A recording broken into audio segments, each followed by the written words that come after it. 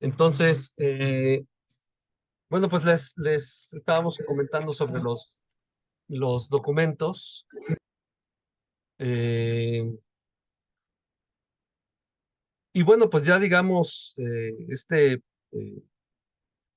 William se plantea también justamente la ascensión no solamente de los conductistas, de la economía conductual, sino también toda una serie de campos como la neurociencia o la neuromercadotecnia, ¿no? Que hasta se me hacen conceptos de verdad que totalmente, este,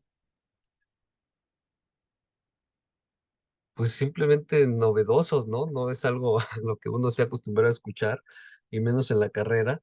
Describe o explica brevemente pues los distintos proyectos que han estado surgiendo, y cómo es que pues también estos proyectos de algún modo aspiran no solamente a establecer una especie de inteligencia, vigilancia, que esté presente, digamos, en las redes, sino también en lo que llaman como las sociedades inteligentes, ¿no? Las nuevas sociedades inteligentes, que además aquí en Occidente yo creo que está esto, pues digamos, no tan desarrollado, pero que si vemos otros países, como el caso de China, que pues está muy desarrollado incluso en Corea, que son países que ya tienen, digamos, como muy instrumentalizado este asunto de la vigilancia y de la inteligencia ya a nivel social, pues que además en buena medida, yo no sé si ustedes lo sepan, pero son estrategias que estos gobiernos están utilizando como esto de las estrategias por fichas, que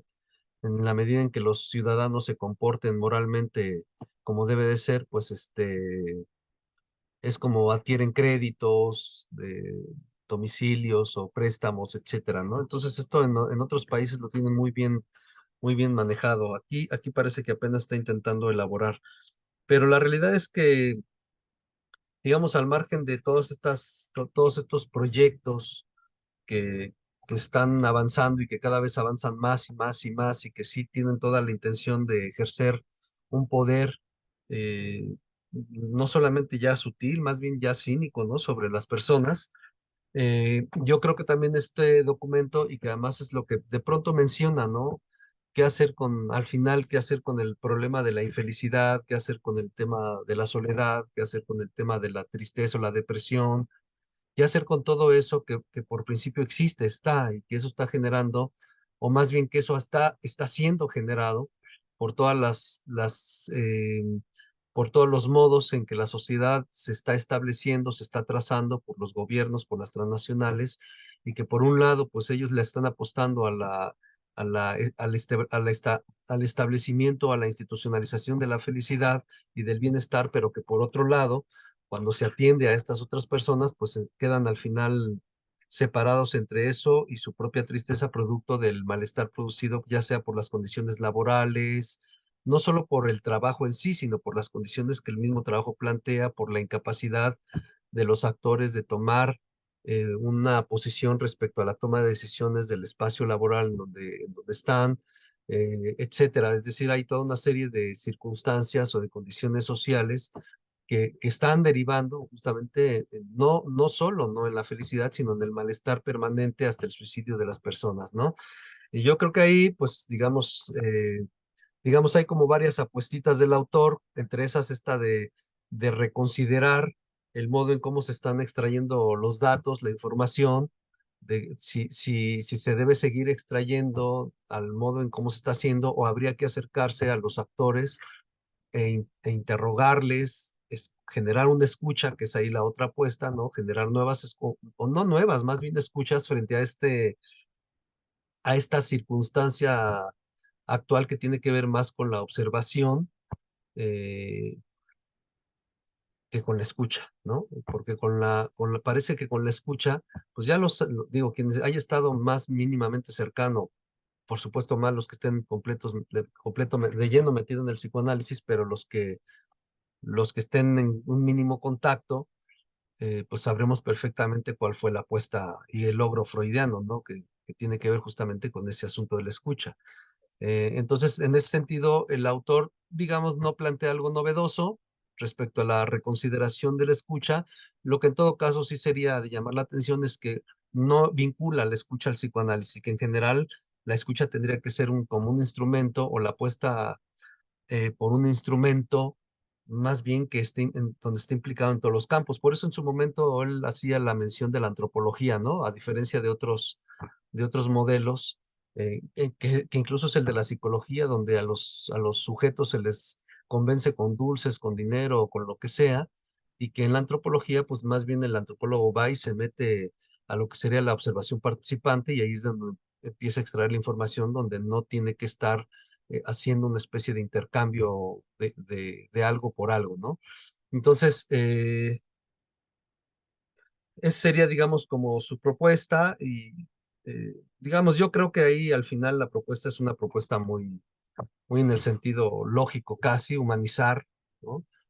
Acercarnos a los actores, lo que además, pues no sé, me parece casi de pronto una propuesta importante, pero al mismo tiempo inocente, porque yo percibo, digamos, que este embate es un embate muy duro, el hecho de que, incluso él mismo lo menciona, ¿no? Cuando habla de la psicologización de las instituciones, ¿no? O sea, ¿cómo fue que llegamos al momento en que las instituciones iban a depender tanto del mundo psi, la milicia, porque incluso aquí no habla de de otros proyectos que de la década de los 60 se estaban produciendo ya en la milicia estadounidense y en la milicia rusa, donde lo psicológico era fundamental en esas investigaciones. Y entonces, bueno, no sé yo cómo habremos llegado a este momento donde lo psicológico se ha vuelto no solamente fundamental en el sentido positivo, sino se ha vuelto un instrumento fundamental que puede redituar o que parece ser va a redituar o está redituando, pues en general, yo no quisiera decirlo así, pero él mismo lo ha dicho en algún momento, redituar a las grandes familias, ¿no? O a los que serían, digamos, los dueños de esta cosa llamada tierra, ¿no? Entonces, y que además, pues es evidente que hay dos mundos, como él lo dice, ¿no? Es el mundo de esos que están utilizando lo psicológico para sus propios fines, pero que no están utilizándolo como una forma de diálogo con los del otro lugar, que somos nosotros, ¿no? Eh, y bueno, pues entre esas cosas está el, el énfasis o el enarbolamiento hacia los estudios cerebrales, lo que al final pues yo no sé si habría que decir ahí justo con Gall, ¿no? Que el creador de la frenología o de la cranioscopía propiamente, porque el concepto lo crea Forrester, este, pero Gall que crea la craniología, pues yo no sé si al final habría que reconocerle pues este acierto respecto a que acá se encuentra una serie de características psicológicas que podían ser manipulables. Él lo creía por la vía de la prevención, que además ahora me parece interesante que en todos esos estudios no hayan mencionado este William a Gall y demás, ¿no?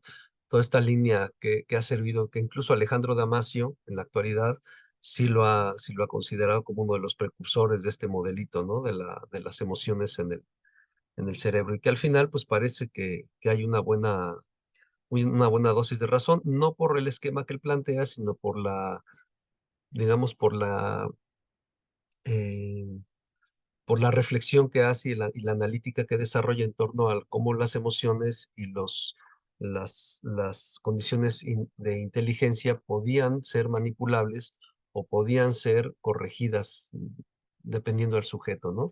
Y lo que estamos viendo ahora al final es que efectivamente esa primer propuesta o esas propuestas pues son las que están teniendo un buen auge. También aquí este autor no mencionó al Instituto Tavistock, que es uno de los institutos más consolidados a nivel mundial. Algunos dicen que ya está en América Latina, algunos otros dicen que por ahí hay algunos vestigios en México también de él, y que ese instituto es uno de los primeros que se dedicó a generar experimentos pues para hacer modificaciones comportamentales y que fue además contratado en buena medida tanto por gobiernos como por las transnacionales. Entonces, lo que sí veo, por eso de pronto la propuesta del autor me parece un poco inocente, y no sé si podría haber algo más, ¿no? La realidad es que no sé si alguien podría hacer algo más, humanizar lo que a todas luces e intencionalmente está siendo deshumanizado, o sea, repensar lo humano o proponer lo humano para un mundo que está intentando deshumanizar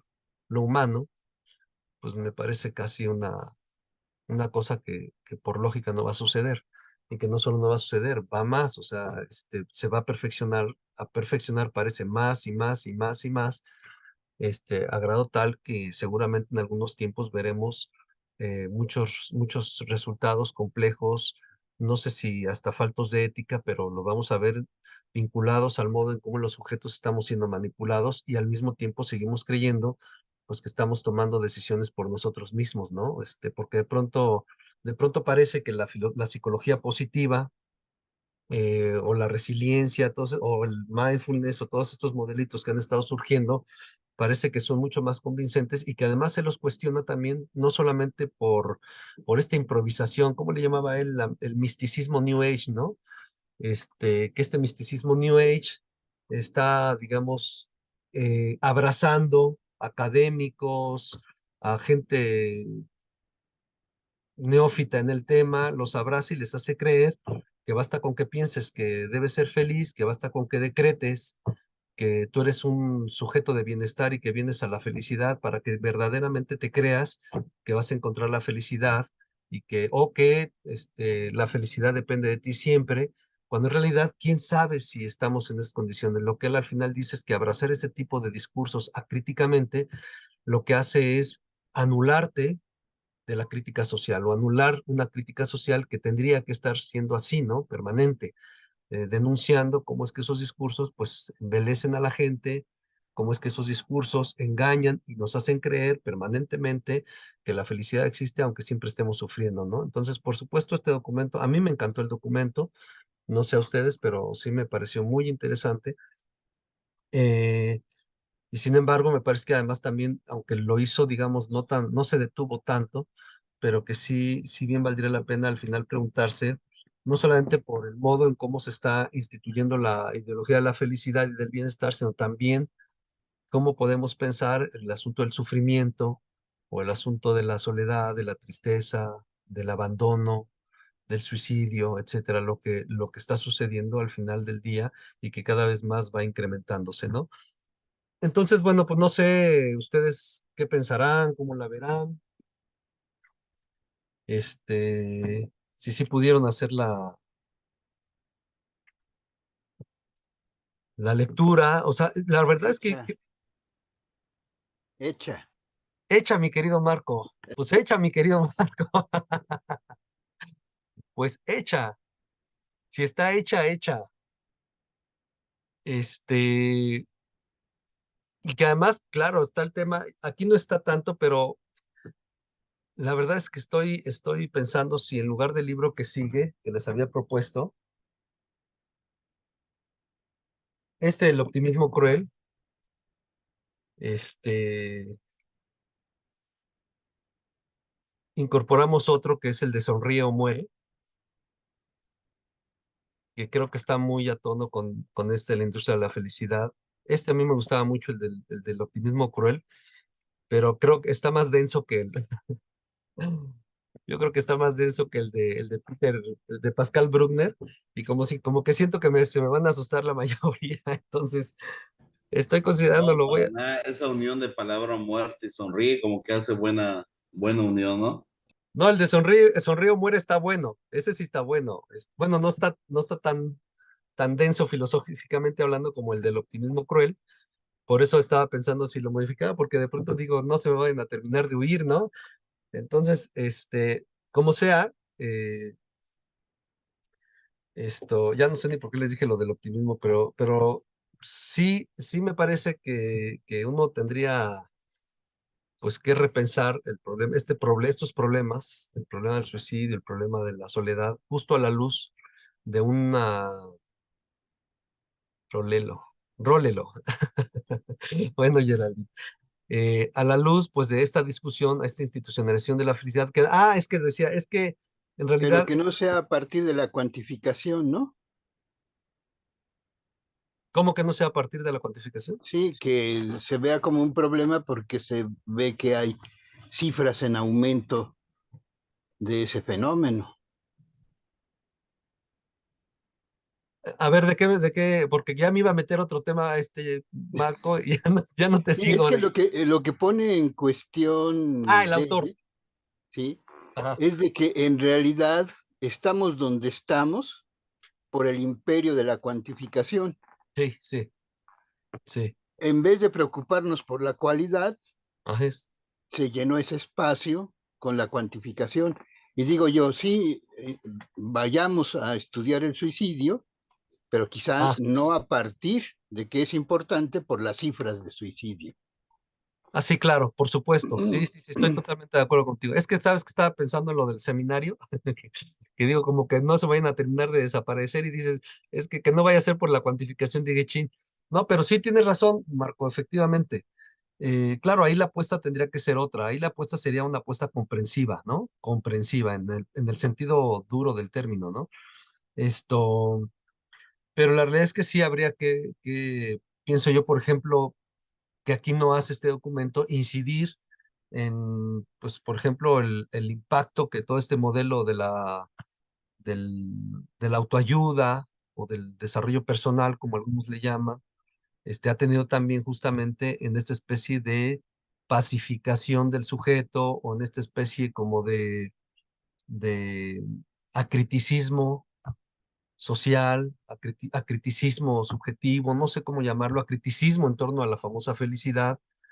De pronto yo sí creo que estamos, y que qué bueno que al final este autor lo va planteando toda la problemática desde distintos lugares, desde pues cómo al final el mundo de la tecnología, la ciencia, el mundo empresarial, etcétera, etcétera, pues prácticamente ya se adueñó de un espacio del que nosotros hemos terminado por adoptarlo y sin saber, o sea, y uno lo puede ver tan fácilmente, digamos, en cómo corre todo este modelo en el Facebook, por ejemplo, de apuestas o de cómo van pegando siempre no sé cómo se llamen sus mensajes, sus cartelitos, no sé cómo se llamen sus muros, algo sobre el autodesarrollo, sobre la felicidad, etcétera, etcétera, etcétera, ¿no? Que no es cosa sencilla porque la gente va agarrando cachos, cachos, cachos, cachos y va asumiendo que eso es la felicidad, ¿no? La felicidad es viajar.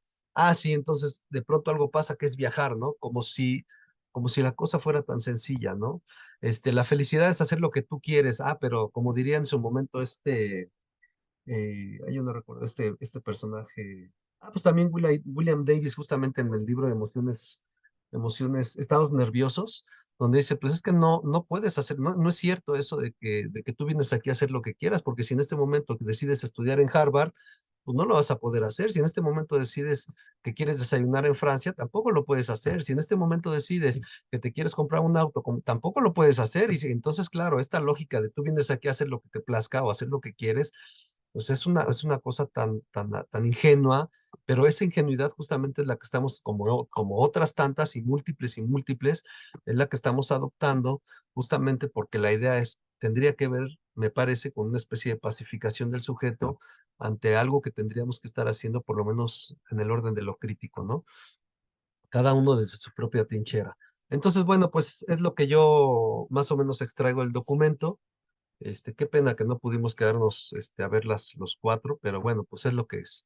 No sé ustedes cómo la ven, quién quiera empezar, por dónde va el tiro.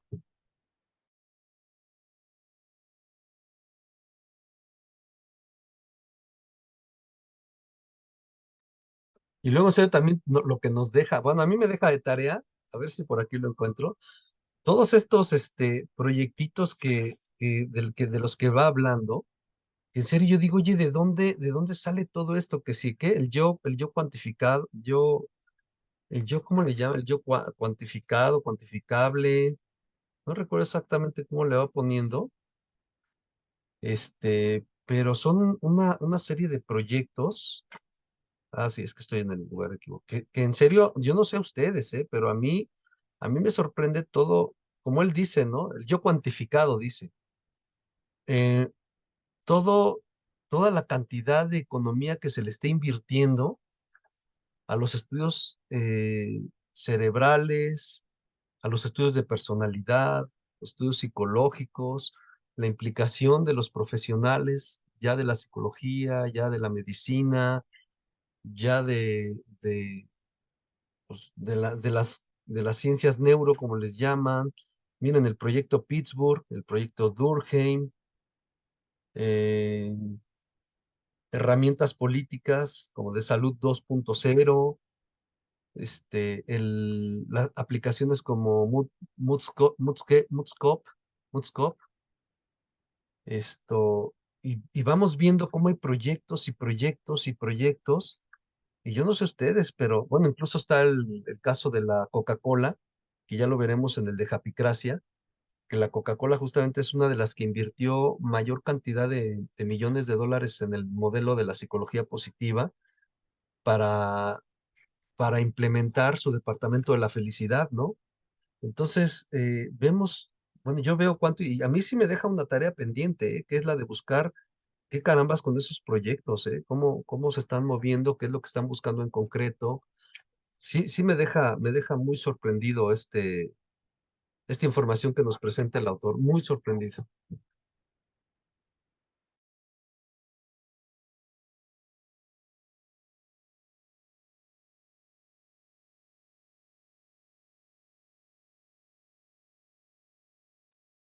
Saidi,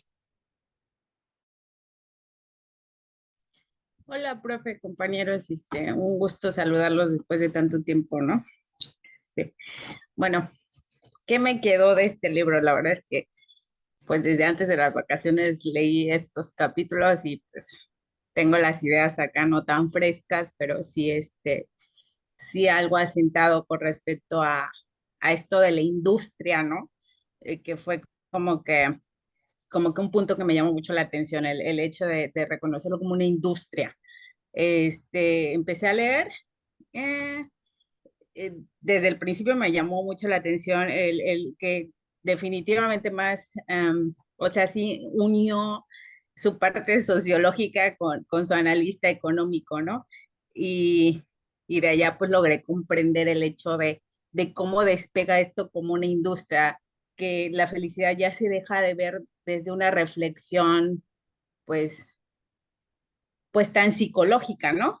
O sea, sí, sí hay una unión, pero se deja de ver solamente desde esa perspectiva, porque sí se ha logrado comprender por parte de las grandes empresas, pues yo creo que incluso también el gobierno, ¿no? El poder comprender cómo llegar y cómo adentrarse a estas emociones del ser humano, ¿no? A tal grado que pues pongamos los experimentos, como mencionaba, profe, ahorita hoy en día vemos el chat GPT, ¿no?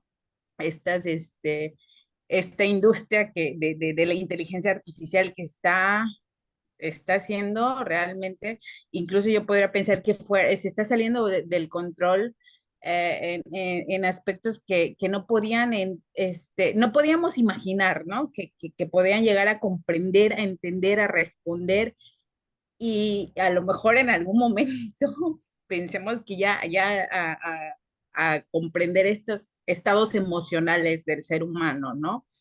Y estos experimentos basados desde una industria empresarial, entiendo que pues el autor lo pone como tal con el nombre de esta industria, tomando en cuenta esta parte de la mercadotecnia o de la función más bien que tiene para impactar en la economía del ser humano, ¿no? O sea, ¿cómo vamos a llegar a las personas con el hecho de que estos estados emocionales logren impactar en los aspectos, pues no solo psicológicos, sino económicos, ¿no? Para poder, como que hacer un movimiento de la sociedad en base a las emociones. Es lógico que la mercadotecnia se ha basado mucho en el comportamiento del consumidor en cuanto a estos aspectos, ¿no? Pero ya tanto meternos en estos aspectos emocionales que permitan desarrollar tan grande esta industria y este comportamiento del ser humano, pues tampoco es algo nuevo. Lo que pasa es que siento que, bueno, no sé, yo soy del 85, en los 90 hubo mucho auge de estos aspectos mercadológicos o de cómo meternos en las emociones del ser humano, que eran por medio de mensajes subliminales, algo así, no recuerdo muy bien, y que trataban de hacer una modificación o tratar de llegar a estos aspectos del bien, de lo que el individuo entendía como bienestar, ¿no? Bienestar emocional.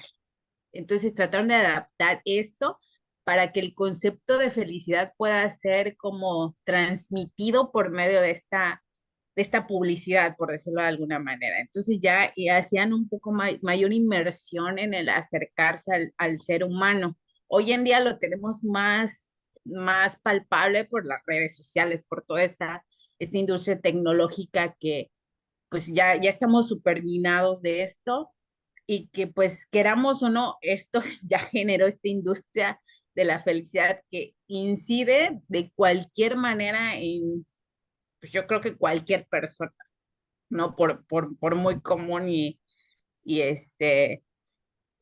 pues que no pueda comprender los aspectos mercadológicos, por decirlo de alguna manera. Entonces ya estamos en este sumergidos en este mundo, ¿no?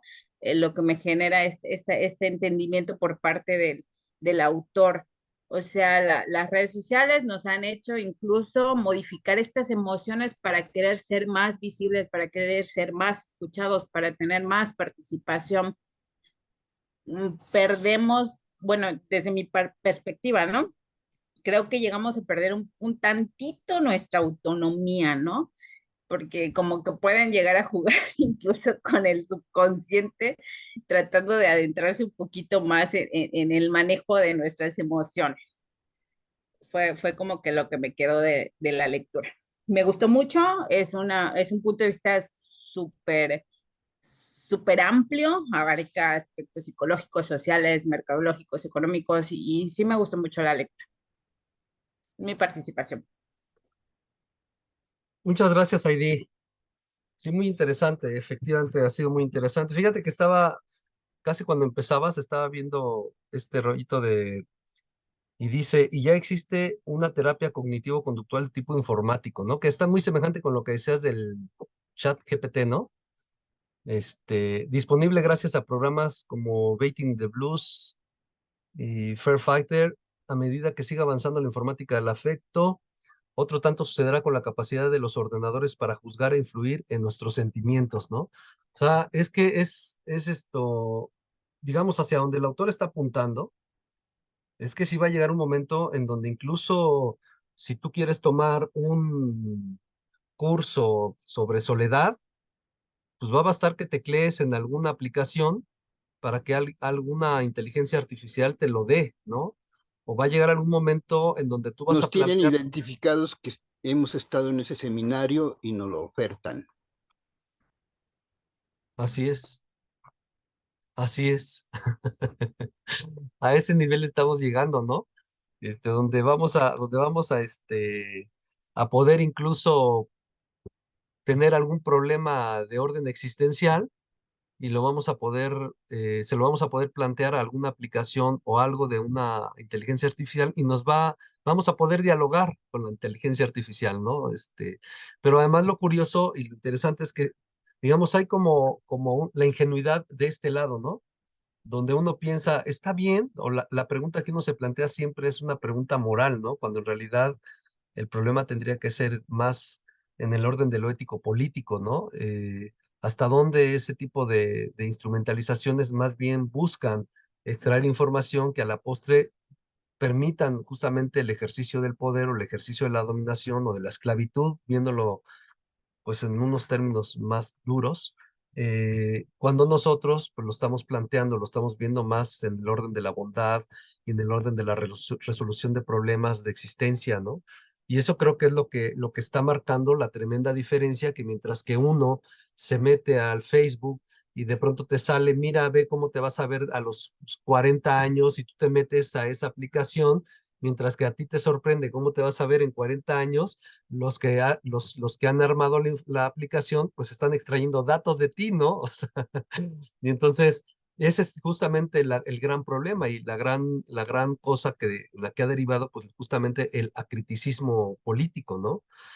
donde no estamos entendiendo o donde de pronto vemos cómo se nos vende un taller sobre cómo ser feliz, sobre cómo adquirir tu propio bienestar a partir de tus propios decretos, ¿no? Y la gente lo termina, verdaderamente termina convencida de eso, ¿no? Donde haciendo una cartulina, poniéndote poniendo un auto lujoso, poniendo viajes, poniendo etcétera, etcétera, y con tu propia proyección, ¿no? Como parece ser que se termina creyendo que así es como se obtienen las cosas, ¿no? Entonces, pues bueno, así están las cosas. Mi querido Dani. ¿Qué tal, Carlos? Buen día a todos los compañeros, compañeras. Gusto en verles nuevamente. Ya hacía falta este punto de reunión, el Sí, desestrés. Ya saben que yo lo veo de esta manera y de repente me encanta el que nos reunamos y me deprime un poco el que no, ¿no? Sí, fíjate, Carlos, y sobre todo porque cuando las personas venden estos talleres haciendo un poquito de ahí anclaje a lo que dijiste, hablan desde su propia realidad, ¿no? Muchas veces, y quienes imparten estos cursos o estos talleres o te hablan del hecho de la felicidad y de que el éxito y demás, hablan desde su realidad y muchas veces son el clásico estereotipo de facilitador que en teoría lo tiene todo, lo ha tenido todo, entonces no puedes hablar de una realidad pues que no conoces, ¿no? O que de alguna manera no estás, en la que no estás involucrado, ¿no? Entonces es muy difícil decir, oye, no, pues sí, es que el trabajo y estudio y todo junto y sé exitoso y sé feliz y trata de buscar, cuando realmente tu realidad o nunca ha sido esa, ¿no? Entonces, de repente el hablar de eso suena un poquito incongruente, ¿no? Y hasta el público dice, güey, o sea, no manches, ¿no? O sea, tú, ¿cuándo has vivido eso, no? O sea, entonces sí, merma de repente un poquito eso, ¿no? Eso es con la parte que comentas. En la lectura, fíjate que cuando empecé ya a ver los aspectos que hablaba un poquito de la parte de mercadotecnia y de cómo influye o cómo se crea esta situación. En ese momento me daba, estaba impartiendo precisamente la clase de sociología en la consumidad, en el consumo y la publicidad, ¿no? Esta mira. asignatura que me tocó a nivel universitario y precisamente trataba de enilar entre Villar y los demás autores que hablan sobre pues, el consumo en masa, las nuevas sociedades en masa, precisamente sociedades consumistas y todo esto.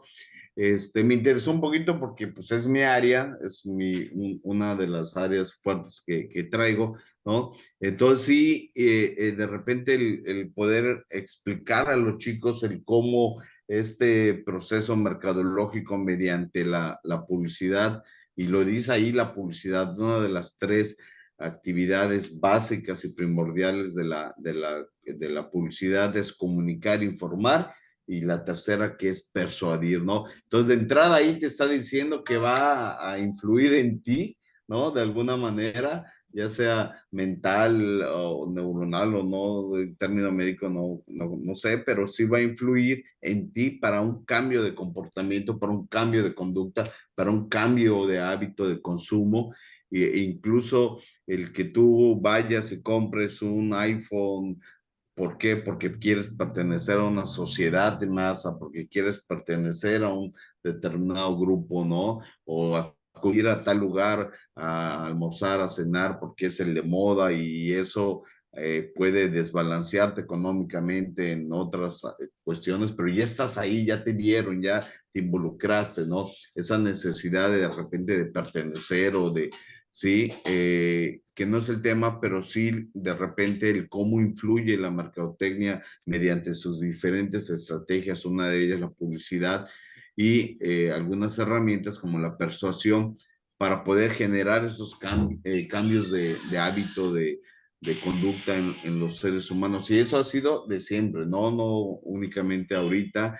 desde la ficticia creación de la mercadotecnia en la época, en la era industrial, y digo ficticia porque, bueno, de ahí comentan los libros que se crea a raíz de, este, de la imprenta y demás, cuando realmente es de mucho atrás, pero cómo van generando esta influencia en los seres humanos, en las personas, ¿no? Y el poderle comentar esto a los chicos y de repente ellos iban viendo, y ya se iban cuestionando todo lo que tenían puesto, el celular, ¿no? Y de los 30 que tengo, ahí en esa materia, de repente 28 tenían su iPhone, ¿no? Aunque con sus 20 pesos de tiempo aire, ¿no? Pues les decía, ya tienes tu teléfono de 30,000 pesos y tus 20 pesos de tiempo aire, ¿no? Y de repente ellos así como que vas a terminar de pagar primero tu casa Infonavit y luego tu teléfono en Coppel, ¿no?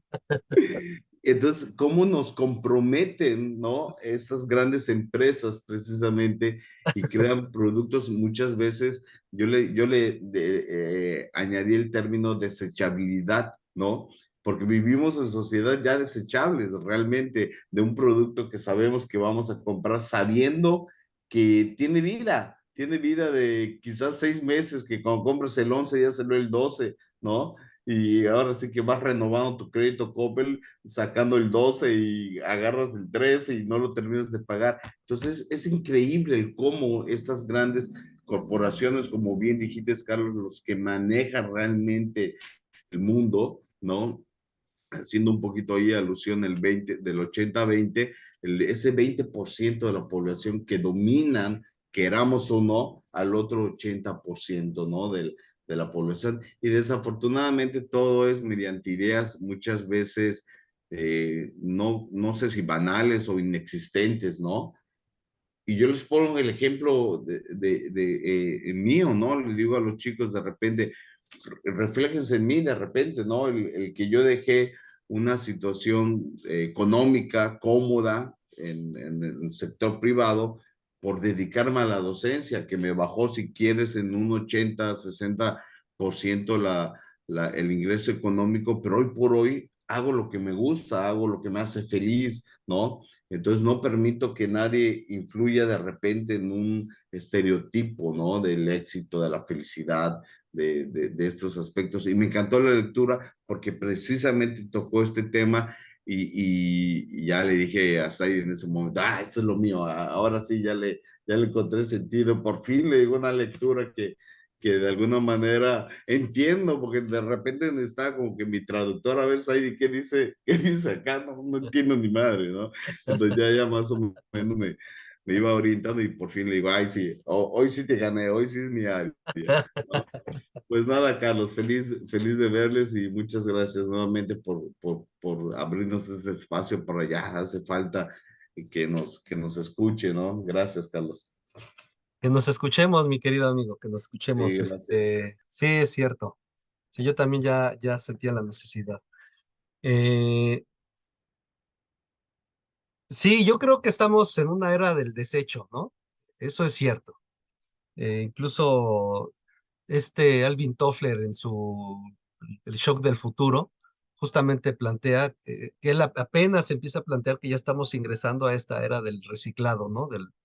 De lo que puede ser reciclado y tirado y demás. Y lo mismo Bauman en el libro Las vidas desperdiciadas, justamente plantea también esta tesis del desecho, que estamos ya en una sociedad que está hecha para mirar lo bonito, lo estético, lo agradable, y que el desecho es algo que se arroja y que nadie sabe, pues ni le interesa saber a dónde llegan los desechos, ¿no?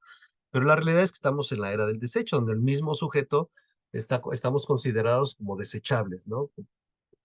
Esto, y eso nos mete en un problema, le agrega un problema complejo, porque al final lo desechable es una cosa que tiene que ser consumida a fuerza, forzosamente, pero consumida por el objeto del propio bienestar, ¿no? Que es bien interesante porque a principios del siglo XX el consumo se producía más como con el argumento de lo necesario, es decir, consumo porque esto lo necesito. Y ahora parece ser que entramos a una era donde el consumo no está vinculado a la necesidad, sino está vinculado al estatus, ¿no? Es decir, ¿a qué te hace sentir que perteneces? o a qué te hace pertenecer, o qué enarbola de tu vida emocional o de tus afectos, que es lo que tienes que comprar, pero que no tiene que ver con la necesidad de consumir algo para generar algún beneficio útil, ¿no? Una secadora, una lavadora, un algo, ¿no? Sino que ahora tiene que ver con un objeto, un artículo de estética más que de necesidad, ¿no? Y esa es la Sí, era en la que estamos viviendo, ¿no? sí, perdón, Carlos. Sí, sí, fíjate que sí, y el hecho de que no necesariamente muchas veces ni que lo necesitas, ¿no? No simplemente por satisfacer ya una cuestión ya más ahí, pero mencionan los artículos, pero qué feo cuando esto se traslada a las personas, ¿no? Que es realmente el punto de la sociología que estaba impartiendo en clase cuando ya no es un producto, unos lentes, un celular, una lavadora, cuando ya es una persona, una pareja, un esposo, un trabajador, un papá incluso, ¿no? O sea, como ya nos han enviciado, nos han acostumbrado a ver incluso a las personas desechables, o relaciones de 20 años, 10 años, 30 años, no lo sé, matrimonios duraderos, ahorita por cuestiones tan banales, o sea, no sé. Sí, yo pienso que por ahí hay como dos vías de respuesta, ¿no? Uno que tiene que ver justamente con cómo es que según Lipovetsky, pues entramos a la era de la ligereza, y en esa era de la ligereza, lo último que quieres es tener estorbos, ¿no? O sea, en la era de la ligereza no se permite que lleves nada a la espalda. En la era de la ligereza, lo que tienes que hacer es vivir en libertad y sin las menores maletas posibles, ¿no? Que es, digamos, un término muy vinculado al de la liquidez de Bauman, ¿no? Y claro, a diferencia de Bauman, lo que Lipovetsky plantea con el término de ligereza es que a lo que el sujeto apuesta para ir libre es a ser feliz, ¿no? Es a una felicidad ligera, ¿no? Que no pese. Eh, y a mí me parece que en ese sentido, pues una relación amorosa que pesa, pues tiene que ser desechable, ¿no? Una relación familiar que pesa, pues tiene que ser desechable. Una eh, relación laboral que pesa, pues tiene que ser desechable o se tiene que desechar, digamos, no que diga yo que tiene que ser, sino que así es como se está planteando las reglas de la vida hoy, ¿no? Una situación, pues cualquiera que sea, que pese, tiene que ser desechable, ¿no? Entonces, por un lado, vivimos esta ligereza de la vida, ¿no? O esta apuesta por la ligereza, y que a mí me parece que de algún modo u otro a todos nos ha atravesado, de algún modo u otro, ¿no? Nos ha atravesado, incluso los mismos accesorios tienen esa tendencia a cada vez ser más ligeros, ¿no? O sea, en términos de peso, cada vez son más ligeros y metafóricamente hablando, ese es el modo en que nosotros ya queremos estilar nuestra vida, ¿no? O sea, una vida ligera, ¿no? Yo de pronto me pongo a pensar si en el sentido posmoderno, hablar de paz no es hacer una especie de primo hermano de la ligereza, ¿no? Por ejemplo, o sea, la pacificación del sujeto, me pregunto si no será eso también de algún modo. Y conste que lo digo en el sentido posmoderno, ¿no? En estos términos. No significa que la paz como la concebían o en otros tiempos sea así. Me pregunto si esta paz que de pronto buscamos, si la tranquilidad que buscamos, si la felicidad que buscamos, si la alegría que buscamos, no son primos hermanos justamente de esto que Lipovetsky llamaba como la ligereza, ¿no? El vivir ligero, ¿no? Y por otro lado, esa podría ser una vía de respuesta, ¿no? Y por otro lado, pues está el asunto de que no se te olvide, mi querido Dani, que creo que ya lo habíamos platicado en algún momento, creo que no recuerdo en qué seminario, pero que lo platicábamos sobre el asunto de, pues ya existen hoy día las parejas en renta, existen los amigos en renta, las familias en renta. O sea, lo que quiero decir es que ya existen los actores que para suplir vacíos emocionales deciden venderse para por lo menos llenar un tanto ese vacío emocional. Y que cuando ese sujeto que siente el vacío emocional sacia parcialmente ese vacío, pues ese que se renta es desechable, ¿no? O sea, digamos, hay como dos pienso dos lógicas de pensar lo desechable, ¿no? Lo desechable como ideología y lo desechable también como un producto de la instrumentalización de las lógicas del capital, en donde el sujeto mismo se compra, se vende, se oferta, se renta, y que también a la hora de rentarse, pues entra el juego de lo desechable, ¿no? De lo servible y lo no servible, ¿no? Duro, duro, pero sí está. Gracias, Dani. Mi querido amigo Ricardo, Hola, ¿qué tal? Muy buenas tardes a todos. Espero que se encuentren bien. igual tú, mi amigo, Ya hace un rato de no escucharlos, ya se les extrañaba. igual. Y pues bueno, regresando un poquito al último punto que tomaste, antes de que haga mi introducción hacia algunas cosas que me parecieron del texto, pues precisamente hay gente que hasta se renta, ¿no? Para hacer fila y tú llegues cómodamente a hacer tus trámites sin haber esperado, sin haber llevado Claro. ese lapso, ¿no? De espera. Y a final de cuentas es una ligereza y nos lleva a la comodidad y la comodidad obviamente hacia la felicidad. Yo no me formo, soy inteligente y Así. obviamente pues hago estrategias pues para llegar más fácil, ¿no? Eso es una.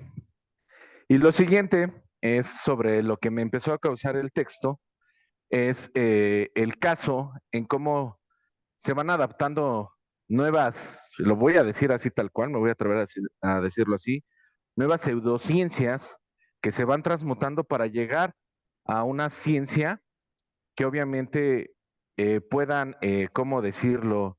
Pues puedan validar todos esos nuevos instrumentos, todas esas nuevas vicisitudes que van surgiendo, ¿no? A partir de ciertos estudios, ¿no?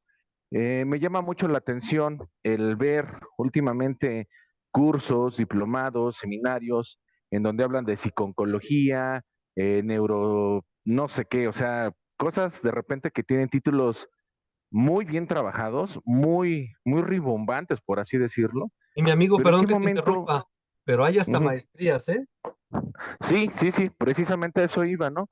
Y me quedo pensando en qué momento hemos tenido que caer en primero hacer un modelo metodológico de cierta forma, porque pues sí hay como sus bucles, ¿no? Ahí dentro de esas metodologías, de esas supuestas metodologías, en donde pues no hay un raciocinio como tal, ¿no?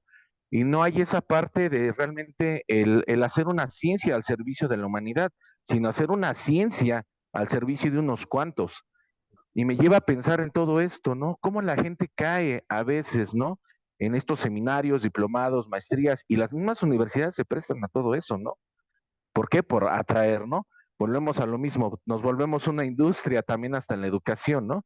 Y tenemos que adaptar todas estas situaciones para volver a encontrar estos nuevos modelos, ¿no? Que nos lleven, obviamente, a la autosatisfacción y por ende a la felicidad, ¿no?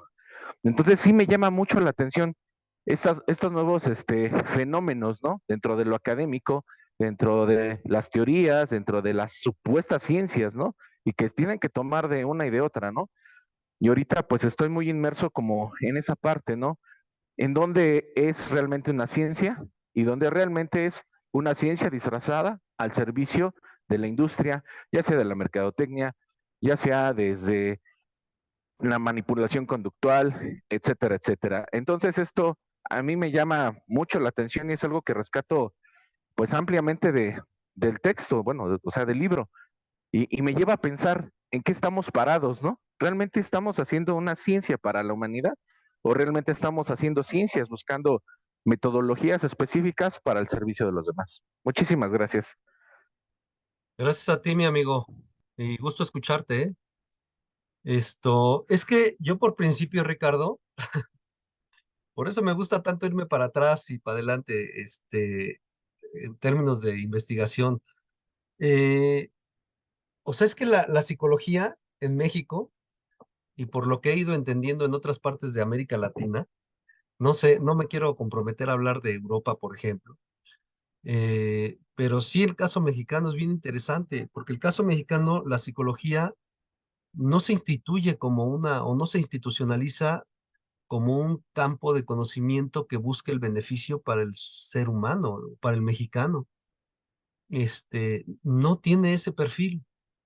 Si tú ves cómo se va produciendo desde principios del siglo XIX en México, por ejemplo, la llegada de la frenología, lo primero que la frenología o para lo primero que la frenología va a ser usada es para determinar quiénes podían ser delincuentes en potencia y quiénes no.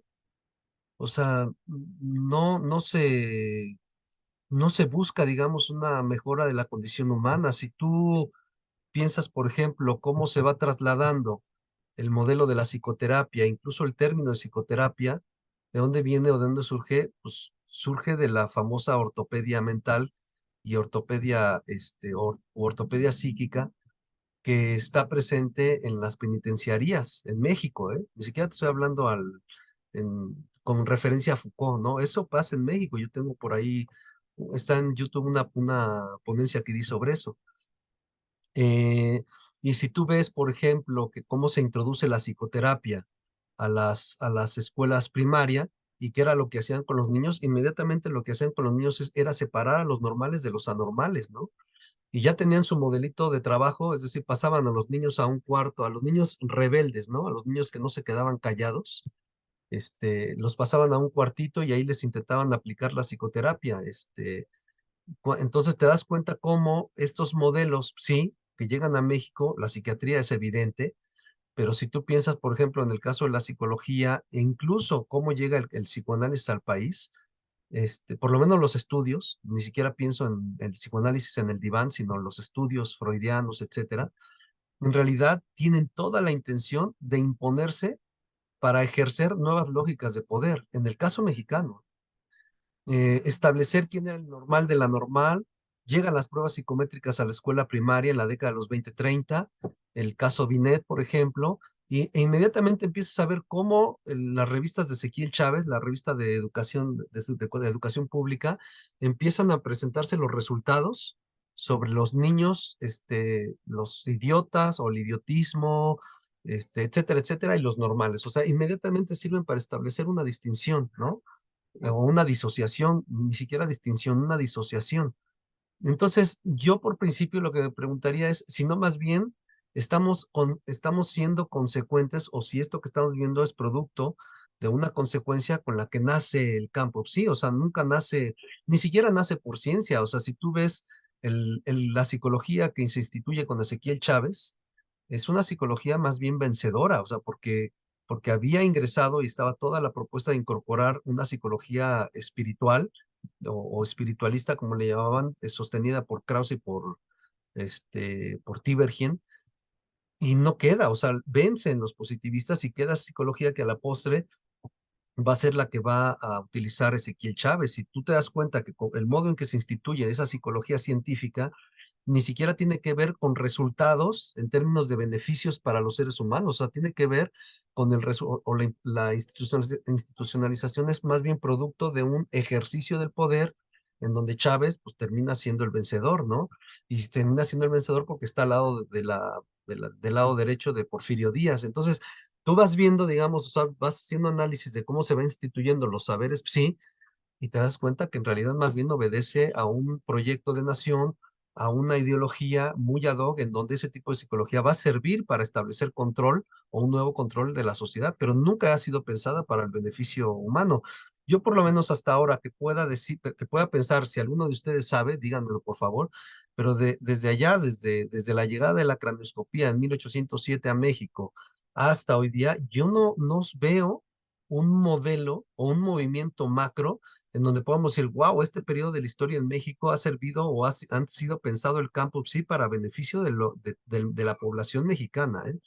Digo, más allá de que hay ahí flores silvestres, pequeños movimientos, de pronto psicoanálisis más bien subversivos, perdón, de pronto ciertos humanistas, ciertos movimientos humanistas, pero que podamos pensar como característica propia del campo sí, yo no estoy tan seguro, no sé si Marco, que tiene mucho más trayectoria que yo en esto, que tiene conocimientos que yo no tengo, pues seguramente a lo mejor podría decir, yo no sé si él coincida conmigo o no, no sé quién más, por ahí podría ser, pero yo hasta ahora un periodo de la historia en México que pueda decir es característico de que porque buscó un bien nacional, no conozco. Como incluso sí podemos encontrar en el caso de, por ejemplo, el caso de Bolivia, el caso de Argentina, podemos encontrar en ciertos países en América Latina, podemos encontrar casos en donde sí son característicos de que fueron casos que buscaron subvertir las lógicas tradicionales de la psicología y las formas de poder del Estado, pero en México no. Eh, si no hay comentarios, mi querido David. Sí, buenos días, profe, y buenos días a todos. Tardes ya. Bueno, pues primero, bueno, en general el libro me pareció muy bueno. Yo rescato un poco también muchos datos históricos que trae. Me pareció como mucho contenido de eso. Y la verdad, pues sí siento que me gustó mucho esa parte de saber, pues ahora sí que el historial que ha tenido la psicología, más allá de lo que nos enseñan en la escuela, ¿no? Que pues en la escuela solo vemos, no sé, el desarrollo de la teoría en sí, pero no más allá. Y creo que también es muy importante, como dicen, para saber dónde estamos parados, porque uno entra a la carrera con cierta, pues sí, una cierta idea, cierta perspectiva que se promueve, ¿no? Pues sí, en cómo venden la carrera, ¿no? Cómo venden la profesión. Y pues sí, uno llega a pensar que, pues que, como dice, ¿no? O sea, que hay un interés genuino por la humanidad. Y pues yo creo que ahora con lo que estoy viendo, me parece que no tanto en lo profundo, no tanto, ¿no? Quizás inmediatamente sí uno puede ayudar, pero creo que no es tan sencillo.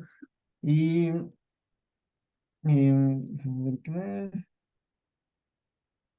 más? También, bueno, me gustaría comentar por ejemplo, hace rato usted me llamó la atención lo que decía, ¿no? De que antes este control que se busca de la psicología en la población, pues era a lo mejor un poco más discreto, ¿no? Y hoy ya se hace cínicamente. O sea, ya no hay como que tanta discreción en que, no, que no se den cuenta, ¿no? O algo así. Y digo, ¿por qué, no? ¿Por qué, cómo hemos llegado hasta ese punto de que ya no hay tanta discreción y ya es como más cínicamente?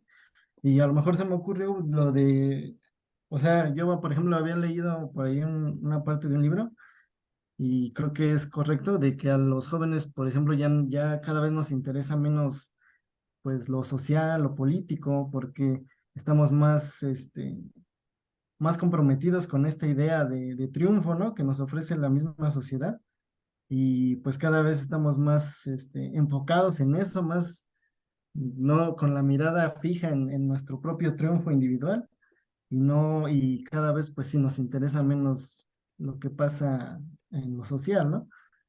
Entonces digo, pues ahí es como que perder un poco ese poder, ¿no? Que tenemos de lo social, de criticar, de la crítica. Y también incluso me llamó la atención en una parte del libro, ¿no? O sea, como que ya no, con esto que se está haciendo de las nuevas tecnologías, pues el ser humano cada vez va a perder todavía más como su voz, ¿no? Su opinión, porque ahora con la ciencia y todo eso, pues va a ser esa ciencia la que nos diga qué es lo mejor para nosotros, ¿no? Que ahí decía, cada vez el ser humano pues va a perder más su voz, ya no va a importar tanto porque pues los hechos son los hechos, ¿no? Entonces, eso sí como que me preocupó un poco, ¿no? De cómo hay, aparte de ese desinterés en lo social, lo político, en lo económico, pues también vamos a perder por ese lado también la voz, ¿no?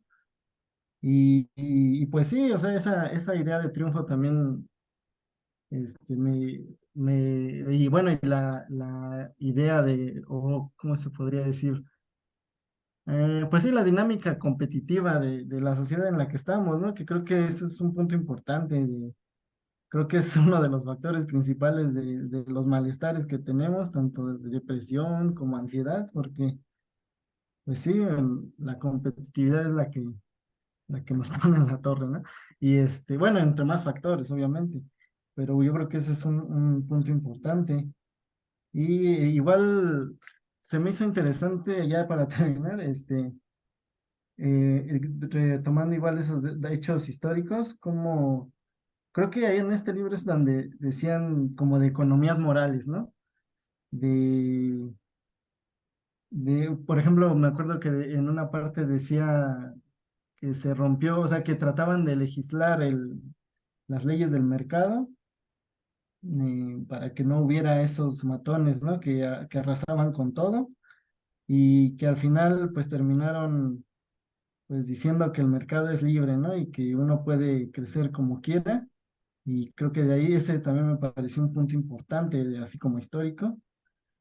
Y ya, yo creo que en general estuvo como dice usted, está un poco, muchos datos que recabar, difícil resumirlo, pero está interesante. Sería todo. Gracias. Pues bueno, bueno escucharte, David, ¿eh? Muy bueno escucharte. Gracias, esto.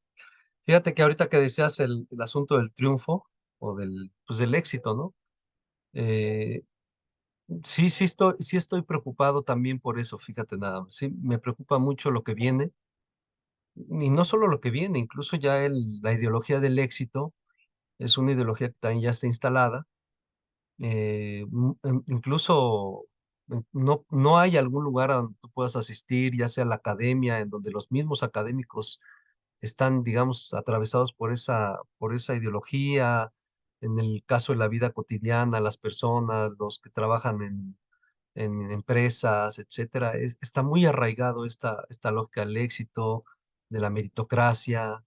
eh, y sí, a mí personalmente me preocupa mucho porque pienso que ahí es donde podemos encontrar, o donde yo veo que se puede encontrar una raíz muy evidente en torno al sufrimiento, ¿no? Sí creo que las personas cada vez más, entre más buscan éxito, entre más buscan esta lógica del triunfo, más sufrimiento o con más sufrimiento se encuentran.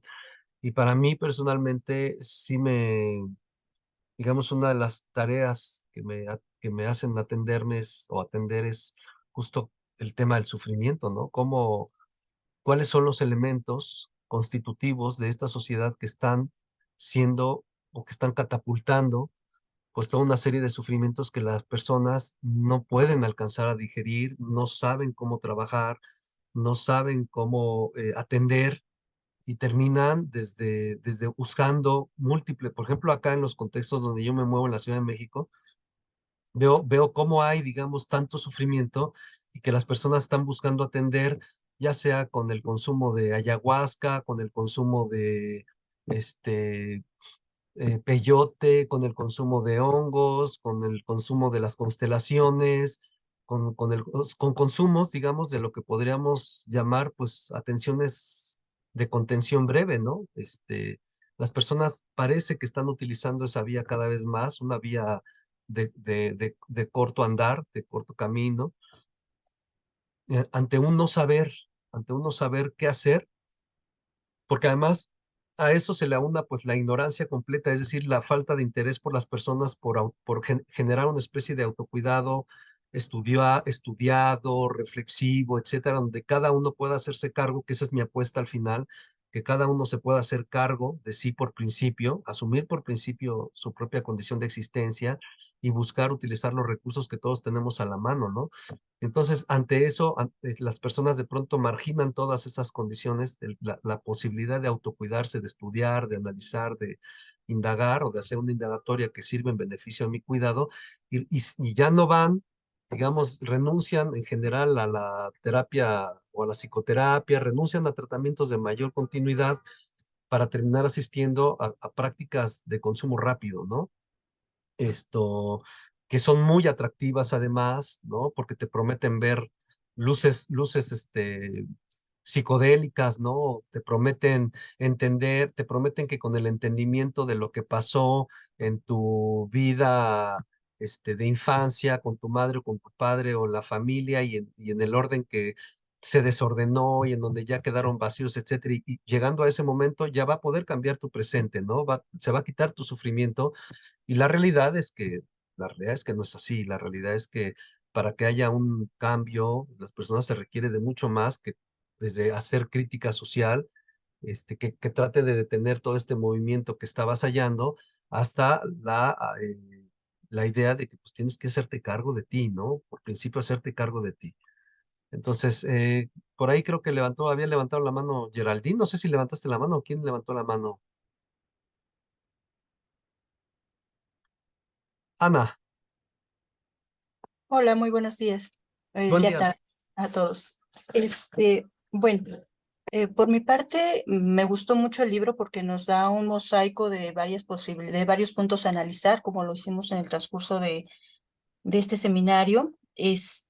Pero una de las cosas que al escuchar y al haber leído, al escucharlos a ustedes y al haber leído, creo que es muy importante lo que estaba señalando para que el individuo llegue a tener creo yo, que para que llegue a tener esa responsabilidad consigo mismo, es necesario que aprenda y por lo tanto, como lo estábamos reflexionando aquí con lo que plantea con respecto a la psicología, la psiquiatría, etcétera, el autor, pues nos hace responsables de los que queremos o de los que ya trabajan en el aspecto de la salud mental, pues buscar estrategias que puedan competir, entre comillas, con, con estas técnicas, por decirlo de alguna manera, o pseudociencias facilitistas, porque para mí no son facilitadoras, sino facilitistas. El individuo generalmente buscamos, bueno, creo, yo también me incluyo en ello, en ocasiones buscamos soluciones rápidas a problemas complicados, ¿no? Y la psique es un problema, es muy complicada y muy particular y subjetiva. Entonces, pues sí, alguien que agarra y dice, bueno, por medio del tarot, por medio de una limpia, por medio, o sea, soluciones rápidas o por medio de las constelaciones, etcétera, da estas alternativas que también una de las cosas que yo veo que suceden es que también desprestigian las ciencias de la salud mental, ¿no? De hecho, físicas también, porque vemos la aromaterapia, vemos varias cosas que tratan de meterse en este camino facilitista. Y como individuos, pues tenemos también que desarrollar el pensamiento crítico, la distancia crítica de qué me están ofreciendo, ¿no?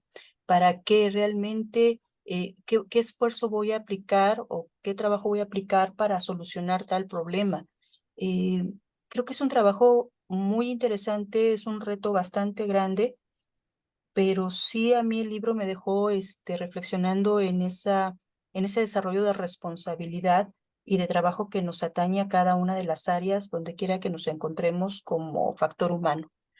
Eh, Esa es mi participación. Muchas gracias. Sí, gracias, Ana. De hecho, también para completar lo que había comentado David, que además me parece muy interesante porque ciertamente lo que David nos comenta es que en la carrera de psicología, pues digamos, se ven solamente, no solamente las teorías e incluso los modos de funcionalidad que esas teorías pueden tener en ciertos sectores con clínicos o laborales, etcétera, ¿no? Pero lo que sí me parece interesante resaltar es que justo este pensamiento, esta posición que es muy común en psicología, que tiene que ver con la narrativa, una narrativa muy blanca de lo que es de lo que ha sido la psicología, ¿no? Es decir, pues más bien ni siquiera conozco profesores que por lo menos traten de presentar una historia más bien gris, ¿no? De los saberes que en donde puedan mostrar su incidencia en el contexto popular, pero también su vínculo político y económico con las grandes empresas o con los gobiernos, etcétera, ¿no? Y yo creo que eso también sería necesario, pues, como para darle un enriquecimiento a una teoría, un campo, al campo psi, y que no pase, digamos, por el hecho de que la gente crea que, pues, es buena, bondadosa y amorosa, ¿no? Sino que tiene unos matices complejos, duros, y que me parece que en el mejor de los casos, pues, habría que mirarlos, habría que atenderlos para saber qué posición real el estudiante puede tomar con respecto, pues, a un campo que lejos está de ser simple o blanco, ¿no? Esto, y también, por supuesto, jalonar hacia otro lado lo que dice Sana, porque si bien son teorías y prácticas facilistas, como tú le llamas, también habría que ubicarlas en un contexto, en el orden de lo político. Algunas muy probablemente habría que ubicarlas simultáneamente en el contexto de prácticas de resistencia ante un modelo hegemónico que se ha ubicado como el único modelo, el único eficaz, el único con posibilidades de atender, cuando en realidad ese modelo también tiene sus fracturas o sus fisuras por lo menos, y que ante esas fisuras, pues justamente otros saberes han tratado de salir al quite de eso, ¿no? Como incluso puede ser pienso, por ejemplo, en el caso de la acupuntura, cuando al principio, si tú ves la historia de la acupuntura en el país, al principio siempre fue vista como charlatanería, pero cuando se dieron cuenta el mismo sector salud que empezó a tener un impacto y una funcionalidad, fue absorbida por el modelo médico y ahora hasta especialidades se ofrecen, ¿no? En el caso del Politécnico, por ejemplo. O lo mismo podemos ver pues, el mismo psicoanálisis, por ejemplo, ¿no? Que cuánto no fue visto con sospecha, hasta que logró tener un papel digno en esto y mostrar que también tenía su propia funcionalidad y a grado tal que también fue incorporado en las instituciones. Entonces yo creo que al mismo tiempo podemos encontrar, digamos, posiciones muy facilistas, pero que en otro momento también fueron consideradas o tendrían que ser vistas como prácticas de resistencia ante los modelos hegemónicos. Y ahí la historia se hace interesante, creo yo, ¿no? Se hace compleja, ¿no? Por lo menos. Pues no sé si hay, Geraldine, ahora sí.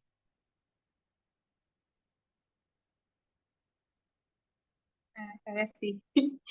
Eh, bueno, pues está por demás, ¿no? Como que la lectura, bueno, pues no diré que no esté extensa o que no, pues sí, es una lectura para mí un poco extensa, no la terminé del todo, la verdad, eh, pero escuchándolos y bueno, retomando un poco de las cosas, como que hacían un comentario y yo, yo quiero comentar. Pero sobre esto último, sobre, no sé, como que en este punto, yo, por ejemplo, yo apenas voy a iniciar como que en esta práctica de hacer un ejercicio clínico, ¿no? Para atender a cierto grupo. Y con esta lectura, o sea, creo que casi todos cuando leemos este tipo de temas que siempre traen, bueno, este tipo de lecturas siempre traen como las complejidades socioestructurales en las que nos vemos pues inmersos, ¿no?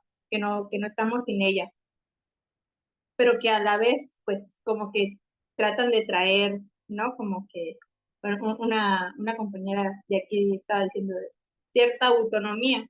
Y también se podría discutir qué tan autónomos o qué tan libres podemos llegar a ser en ese aspecto. Y yo ligándolo ahorita con las prácticas bueno, no sé si podría ser llamado así como unas prácticas del cuidado de sí o cualquier otra práctica que conlleve a, bueno, que tenga como por objetivo crear algún tipo de bienestar, ¿no? En este caso, las que mencionaban ustedes bueno, algunos los engloban como pseudociencias, ¿no? A ciertas prácticas que fungen como herramientas o como, pues sí, prácticas que fungen como al beneficio o al bienestar de la persona en ciertos aspectos que les causan malestar. En ese aspecto yo estaba pensando en esos dispositivos, ¿no? Que están pensados, bueno, lo que ustedes traían, que era como que las cosas se solucionen rápido, ¿no?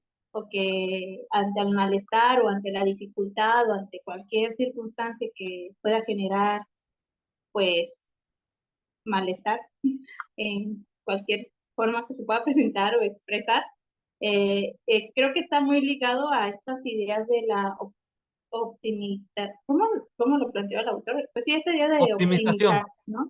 Ajá, optimización.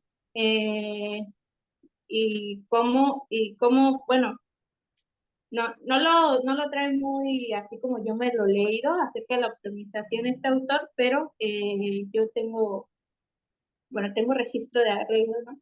Que esta idea de la optimización que pues está orillada pues ahora meramente al mercado, ¿no? A la cuestión de la industrialización y todo eso, ¿no? Como esas cuestiones que antes eran de la industria o bueno, esos conceptos que antes eran de la industria se transponen o se polarizan a este costado de lo humano, ¿no? Y en ese caso estaba pensando un poco, pues sí, como que en estas prácticas, en lo último que usted marcó, como que, bueno, sí son prácticas, bueno, yo lo comprendí, sino como que, bueno, sí son prácticas que tienen bueno, no lo dijo así, pero yo así me lo entendí, como que tienen apariencia de ser rápidas o dar efectos rápidos, pero que pues también tienen esa cuestión, ¿no? Cultural de contraponerse a, no sé, por ejemplo, si pensamos en qué práctica psicológica o si solo las prácticas psicológicas, teniendo en cuenta una orientación cognitiva conductual, por ejemplo, son las únicas que podrían permitirse atender ese costado que causa malestar o que causa infelicidad o que apunta a que el ser humano sea feliz, ¿no? Y poner y desechar estas otras prácticas, ¿no? Como de las constelaciones o las flores de beige o el yoga o los rituales espirituales o de hierbas y todas esas cuestiones, ¿no? Que al final creo que no, bueno, no sé, como que yo casi no soy muy de, de decir que una práctica es solamente esta la buena o la que puede servir, porque creo que la mayoría, pues, yo creo que es en las personas que, bueno, pues saber sus efectos sabrán si siguen en eso, ¿no? Si les causa bienestar o si de plano no. No sé, como que a veces pensando en eso de optimizar las cosas, creo que a veces podemos caer en eso de qué práctica sería la mejor, ¿no? O qué práctica sería la buena para, no sé, hacer que las personas tengan un pensamiento crítico, o si sería a través de la psicoeducación de las personas acerca de la construcción social, política, económica, o como, no sé, esas cuestiones como que a veces me hacen como que dudar, ¿no? O sea, si apuntamos a realmente una expresión crítica o si estamos buscando ahora sí como que la emancipación con una práctica que en primera instancia podemos como considerar que es una práctica que como si es una práctica que lleva a una crítica ética, cómo, cómo es que poniéndolo sobre, cómo poniéndolo como única opción se vuelve como contradictorio, ¿no? O sea, yo me lo estaba pensando un poco así, con esto que estaban diciendo de las pseudociencias, ¿no? Como yo creo que eso de las prácticas, como que aún no sé muy bien cómo considerar o cómo,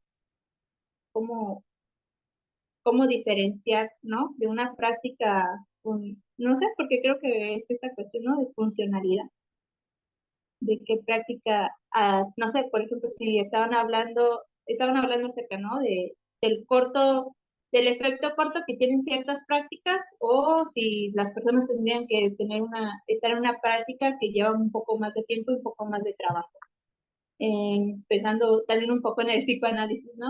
A diferencia de ciertas terapias que no, bueno, es que siento que estas cuestiones de las prácticas rápidas es como, tienen solo la apariencia, porque considero que escuchando a las personas que realizan, no sé, solucionan sus problemas con chamanes o con cualquier hierba o cualquier cosa, como que no sé, yo escuchándolas, porque he conocido a ciertas personas, es como, no es es una práctica que tiene apariencia de que va a durar poco tiempo, pero que luego, bueno, como un periodo largo de un año o algo así, como que se sigue sosteniendo esa práctica, ¿no? Como que, no sé, como que yo me doy cuenta como que no son prácticas, bueno, ¿qué es eso? Que son prácticas de apariencia rápida, pero que realmente necesitan igual sostenerse por un periodo de tiempo largo. Y en esta cuestión del sufrimiento o en la búsqueda de la felicidad, como que, no sé, como que esta idea, no sé, lo ligo mucho con esta idea de la optimización de las prácticas o de las, pues sí, de las prácticas psicológicas o espirituales o no sé qué otro nombre le pondríamos.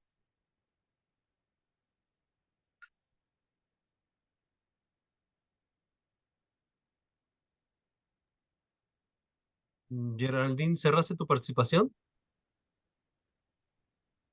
Sí, creo que sí, porque yo Ok, ya creo que ya me perdí, porque quería decir otro punto, pero ya me perdí.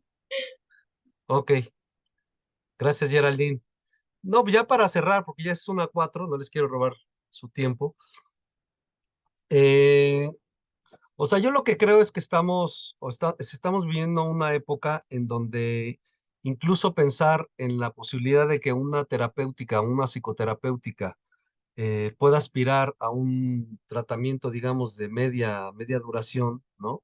Es casi imposible. Estamos en tiempos donde a lo que se apuesta es a que el tratamiento de cualquier malestar o cualquier sufrimiento sea un tratamiento de corto plazo, donde pues baste que alguien te diga que si consumes ayahuasca en una sesión, te van a hablar seres o te van a hablar, vas a recibir un mensaje y ese mensaje es suficiente como para que puedas modificar las cosas en tu vida. Puede ser que sí, puede ser que sí. Generalmente sucede, generalmente no sucede. Y de pronto algo pasa, la gente cree que es suficiente, pasa el tiempo y el sufrimiento vuelve a brotar, la vida de la persona se queda en la misma condición y eso, digamos, va sucediendo, por ejemplo, con el caso de pronto de constelaciones. No estoy planteando el problema de si sirve, si te revela algo o no te revela algo. O sea, lo que a todas luces, cualquiera de esas prácticas están hechas por algo, están trabajadas por personas y seguramente algo sucede. Producen efectos, ¿no? Producen efectos, sí, claro. Mi cuestionamiento tendría que ver más con el ejercicio de las personas en la actualidad que suponen que basta una cucharada de cualquier cosa para que el mal o el malestar se diluya, al modo de una flema, ¿no? Que basta unas cucharaditas de un jarabe para que la flema se diluya. Entonces, eso es, digamos, donde yo me opongo a creer en ese tipo de prácticas, en donde creo que más bien uno tendría que considerar que el sufrimiento es una cosa que se va construyendo a lo largo de los años, a lo largo del tiempo, y que uno de algún modo tendría que incidir con cierta seriedad, pues eso que se ha ido construyendo y que a veces se escapa, ¿no? Se escapa incluso la conciencia de cómo se ha ido construyendo.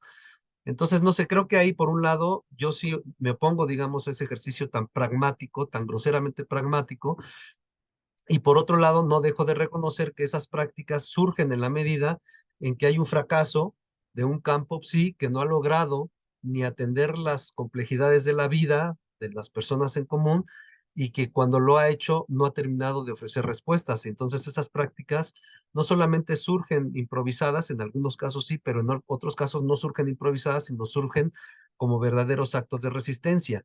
Lo primeritito que me viene a la mente, pues justamente fue este acto de resistencia freudiana ante un modelo médico que se negaba a entender qué diablos había en el síntoma mismo, ¿no? ¿Qué diablos decía el síntoma, ¿no? Entonces, bueno, es largo, podemos aventarnos toda otras sesiones para discutir esto, pero sí creo, digamos, que cuando uno piensa en ese tipo de prácticas, uno puede ubicarlas como prácticas de resistencia, pero también como prácticas improvisadas, pero también como prácticas producto de una ideología extremadamente y groseramente pragmática, pero también que tienen un efecto, ¿no? Y que el efecto solamente será el sujeto que lo consume, el que decida si funciona o no funciona, o al final pues está padre conocer en el caso de las constelaciones el momento histórico, pero ya, o en el caso de la ayahuasca está padre ver una psicodelia y ya, ¿no?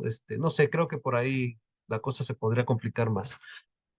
Pues estimados, Saidí, Dani, Pepe, Geraldine, Patricia, David, Ricardo, Xochitl, Marco, mi querido Marco, y Ana, pues ha sido un gusto verles nuevamente.